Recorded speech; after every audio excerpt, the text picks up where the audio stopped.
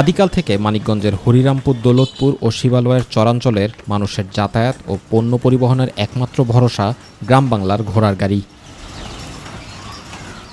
আধুনিক যুগেরও জীবন জীবিকার তাগিদে আর পণ্য আনা নেওয়ার জন্য প্রত্যন্ত চরাঞ্চলের মানুষ ঘোড়ার গাড়িকে পেশা হিসেবে বেছে নিয়েছে।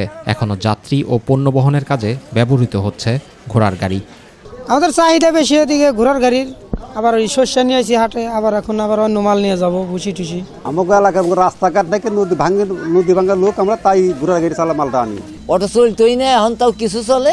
আটা ময়দা চিনি যে কোনো খাদ্য মাল ঘোড়ার গাড়ি ছাড়া নেওয়ার জন্য এক কথা। যান্ত্রিক যুগেও ঘোড়ার গাড়ির কদর কমেনি, বরং দুর্গম ও প্রত্যন্ত অঞ্চলের মানুষের কাছে এখনও বিশেষ চাহিদা রয়েছে। রাস্তাঘাট ভালো দেয়, ঘর থেকে মালমূল নেওয়ার জন্য এই চরের অনেক লোক ঘোড়া গাড়িতে মালমূল নিয়ে যায়। ঘোড়ার গাড়ি চলাচলটাই বেশি করে। মানিকগঞ্জের প্রত্যন্ত দুর্গম চরাঞ্চলের মানুষের কাছে প্রধান ভরসা আদিকালের ঘোড়ার গাড়ি। আধুনিক যুগেও জীবিকার তাগিদে গ্রাম বাংলার এই ঐতিহ্যকে বহন করে নিয়ে যাচ্ছে মানিকগঞ্জের চরাঞ্চল ও প্রত্যন্ত অঞ্চলের বহু কর্মজীবী মানুষ। জুবাইর রহমান, মাই টিভি নিউজ।